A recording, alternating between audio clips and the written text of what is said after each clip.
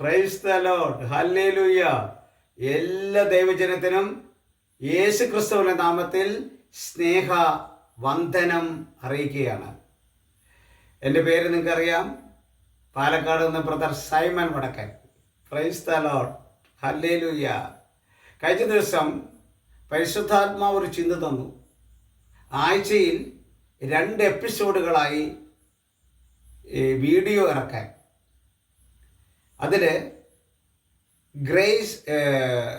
അതിലേറ്റവും കൂടുതൽ ബ്രദറിൻ്റെ ജീവിതാനുഭവങ്ങളുമായി ബന്ധപ്പെട്ടും സുവിശേഷത്തിലൂടെ എങ്ങനെയൊക്കെയാണ് ബ്രദർ അനുഗ്രഹം പ്രാപിച്ചത് എന്നതിനെക്കുറിച്ചും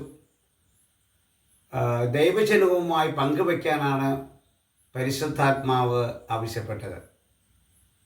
ഇനി മുതൽ ഗുഡ് ന്യൂസ് മീഡിയ എന്ന ബാനറിലാണ് ബ്രദർ ടോക്ക് നൽകുന്നത്.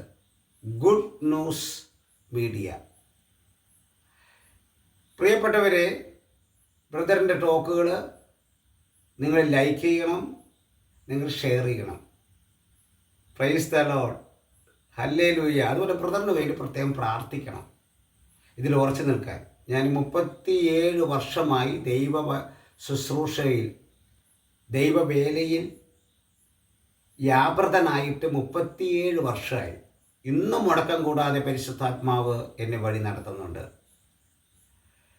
ഇപ്പോൾ ഞാൻ അട്ടപ്പാടി സെഗിയോൻ ധ്യാന കേന്ദ്രത്തിൽ ബഹുമാനപ്പെട്ട ഡയറക്ടർ അച്ഛനായ സോജി ഓലിക്കൽ അച്ഛനോട് ചേർന്ന് ദൈവജന ശുശ്രൂഷ ചെയ്യുന്നുണ്ട്. അപ്പോൾ സെഗിയനെ കുറിച്ചുള്ള കാര്യങ്ങളും നിങ്ങൾക്ക് ഈ എപ്പിസോഡിൽ തുടർന്ന് കാണാം. Praise the Lord. ഇന്ന് നമ്മൾ ചിന്തിക്കാൻ പോകുന്നത് മധ്യസ്ഥ പ്രാർത്ഥനയെക്കുറിച്ചാണ്. പുറപ്പാട് പുസ്തകം 17-ാം അധ്യായം 10-ാമത്തെ വാക്യത്തിൽ മധ്യസ്ഥ പ്രാർത്ഥനയുടെ പ്രാധാന്യത്തെക്കുറിച്ച് പരിശുദ്ധാത്മാവ് ഇങ്ങനെയാണ് വെളിപ്പെടുത്തുന്നത്. ഇസ്രായേൽ പട്ടാളക്കാരും അമലേക്കരും തമ്മിൽ യുദ്ധം നടക്കുകയാണ്. ദൈവത്തിൻ്റെ സ്വന്തം ജനമാണ് ഇസ്രായേൽ, മറ്റ് വിജാതീയ രാജ്യമാണ് അമലേക്കർ.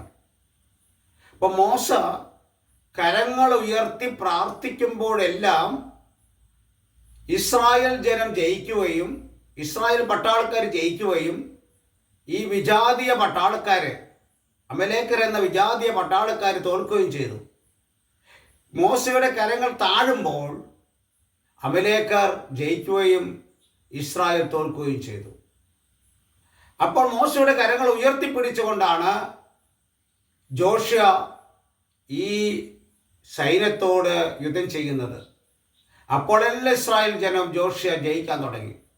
പ്രിയപ്പെട്ടവരെ, അത്രയും പ്രാധാന്യമുണ്ട് മധ്യസ്ഥ പ്രാർത്ഥന. ഏത് സാത്താനെയും തകർക്കാൻ, ഏത് കെട്ടുകളും പൊട്ടിക്കാൻ, ഏത് ബന്ധനങ്ങൾ നീക്കം ചെയ്യാൻ, ഏത് രോഗങ്ങളെ മാറ്റാൻ അത്ഭുത ശക്തിയുള്ള സാത്താനെതിരെ ഉപയോഗിക്കുന്ന ഏറ്റവും ശക്തമായ ആയുധമാണ് മധ്യസ്ഥം വഹിച്ചുകൊണ്ടുള്ള പ്രാർത്ഥന.